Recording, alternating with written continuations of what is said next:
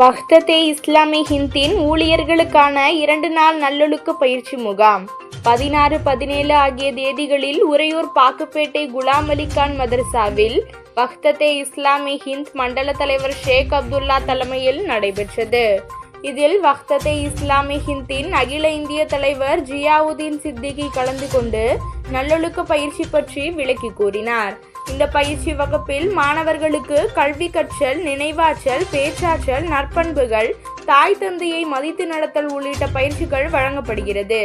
மேலும் போதைப் பொருட்களில் இருந்து இளைய சமுதாயத்தை காக்க, போதைப் பொருட்களை உட்கொள்வது ஏற்படும் தீமைகள் குறித்தும், போதை பழக்கமில்லா சமூகத்தை உருவாக்க வேண்டும் எனவும் பயிற்சி வகுப்பில் கூறப்பட்டது.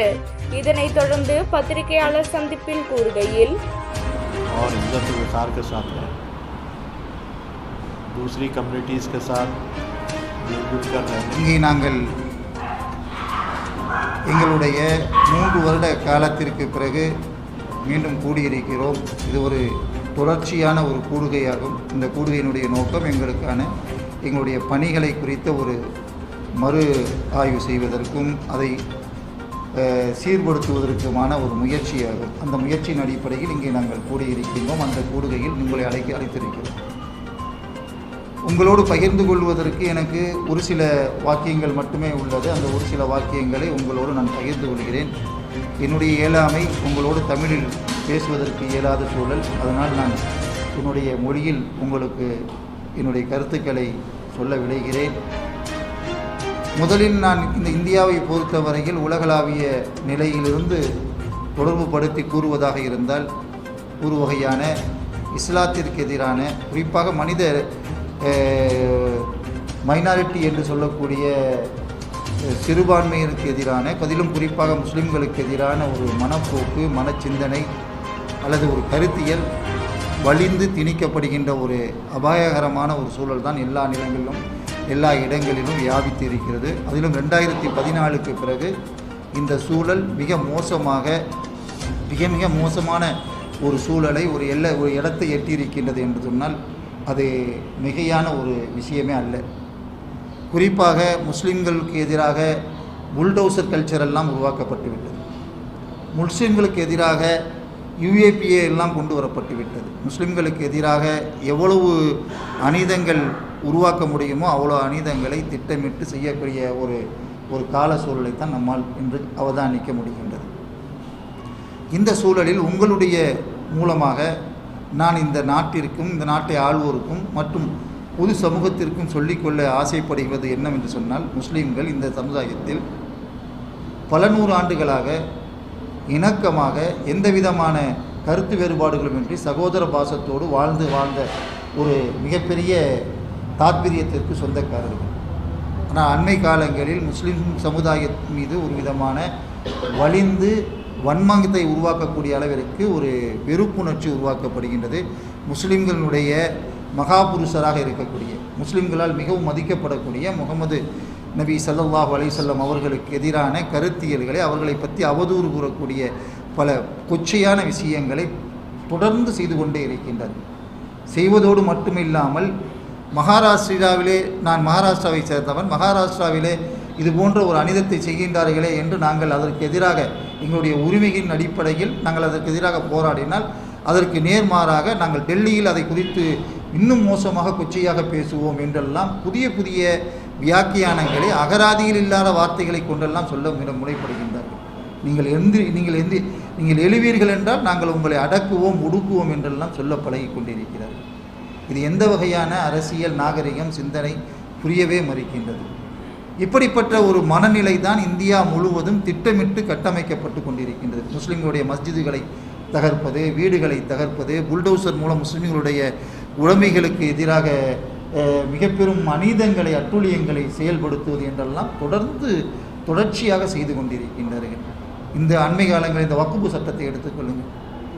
வக்ஃபு வாரியம் என்பது முஸ்லிம்களுடைய வியர்வையினாலும் குருதியினாலும் உருவாக்கப்பட்ட சம்பாத்தியத்தினுடைய ஒரு ஏழை எளியவர்களுக்காக வழங்கப்பட்ட ஒரு நன்கொடை, இறைவனின் பெயரால் வழங்கப்பட்ட ஒரு நன்கொடை.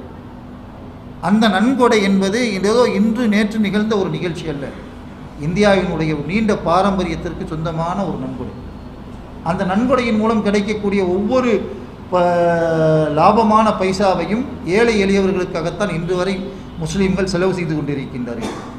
அதை வைத்திருப்பவர்கள் யாரோ ஒருவராக இருந்தாலும் கூட அதை செலவு செய்து கொண்டிருப்பதெல்லாம் ஏழை எளியவர்களுக்காகத்தான் செலவு செய்து கொண்டிருக்கின்றார்கள். இதை எல்லோரும் அறிவார்கள்.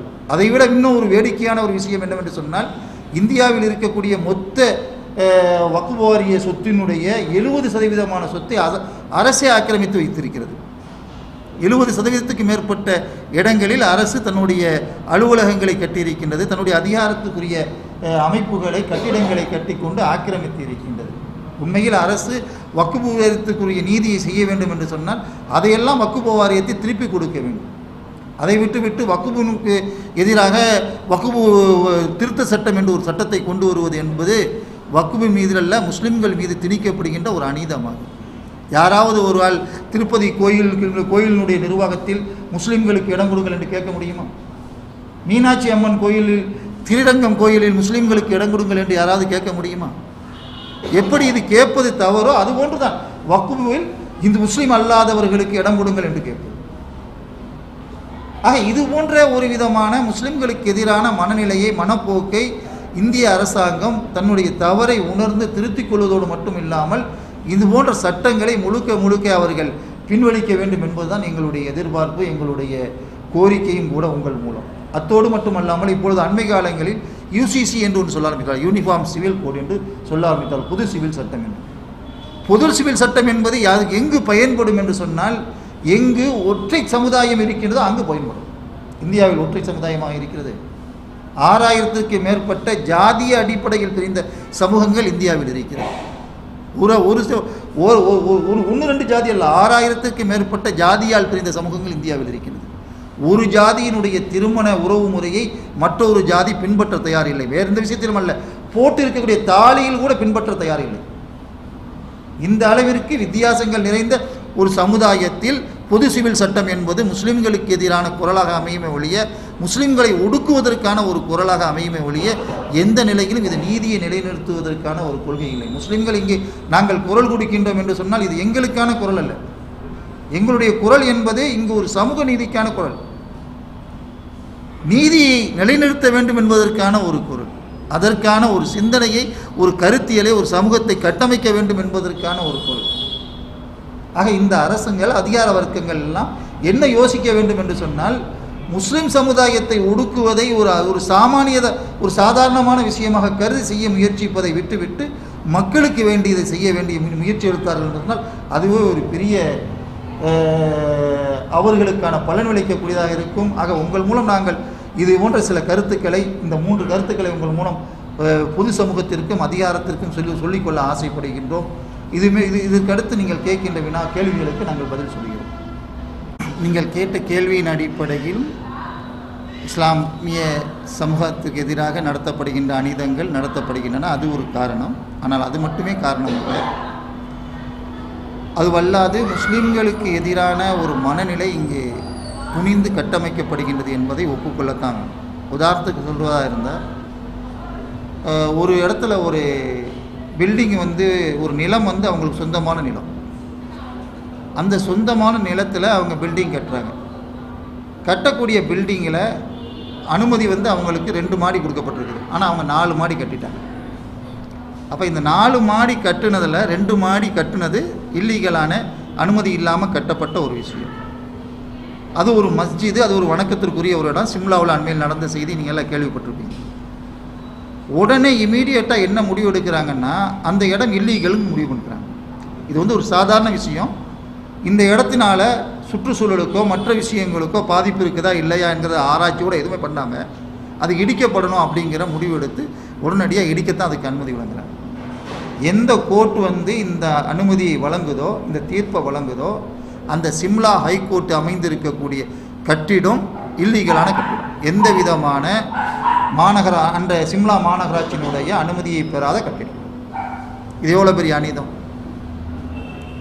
சட்டத்தை நிலைநிறுத்துறவங்களாம் முதல்ல என்ன பண்ணியிருக்குன்னு, தனக்கு எதிராக அந்த சட்டம் பாயணும்னு சொன்னால் தன் மீதில் அந்த சட்டத்தை அவன் பயன்படுத்துறதுல அடுத்தவங்க மேலே அவன் சட்டத்தை பயன்படுத்தணும். ஆக முஸ்லீம்களின் மீது இன்று வலிந்து அநீதமான முறையில் ஒரு வஞ்சக உணர்வோடு தான் இங்கே எல்லா காரியங்களும் செய்யப்படுது. இது போன்ற பல விஷயங்கள், பல காரணங்கள். அதில் நீங்கள் கேட்டது ஒரு காரணம். கேள்வி என்னை பொறுத்தவரையில் சினிமா துறையில் இருக்கக்கூடியவர்கள் சிந்திக்க வேண்டிய ஒரு விஷயம், சினிமா துறையில் இருக்க வேண்டியவர்கள் சிந்திக்க வேண்டிய ஒரு விஷயம், படம் என்பது ஒரு நாகரிகமான அல்லது சமூகத்தை கட்டமைப்பதற்காக உருவாக்கப்பட்ட ஒரு கருத்தியல் அப்படின்லாம் ஒரு காலகட்டத்தில் இருந்துச்சு. சமுதாயத்தை சீர்திருத்துவதற்காக நாங்கள் முயற்சி எடுக்கிறோம் சினிமா மூலம் அப்படின்னு. அது இல்லைன்னு சினிமா எப்பயோ முடிவு பண்ணி அதை அதுக்கு முத்திரையும் குத்திருச்சு. எந்த அளவுக்கு முத்திரை குத்திருச்சுன்னா, ஸ்ரீவித்யான்னு ஒரு நடிகர் இருந்தாங்க. அவங்க சொன்னாங்க, சினிமாவை சீர்திருத்தம்லாம் கிடையாது, அது ஒரு வகையான வியாபாரம், அந்த வியாபாரத்தில் நாங்கள் ஈடுபடுறோம், அதில் என்ன வேணால் நாங்கள் செஞ்சுக்கிடுவோம். மறைந்த ஸ்ரீவித்யா, நடிகை ஸ்ரீவித்யா இந்த கருத்தை சொன்னாங்க. மறைந்த இன்றைக்கி இருக்கக்கூடிய நடிகை சுகன்யா சொன்னாங்க, என்னுடைய வேண்டுகோள் சினிமாவுக்கு எந்த பெண்களும் வந்துடாதீங்கன்னு. இதெல்லாம் சினிமாவை பற்றி தெரிஞ்ச விஷயம். ஆக சினிமாக்காரங்க தான் இதை பற்றி சிந்திக்க வேண்டிய ஒரு விஷயம்.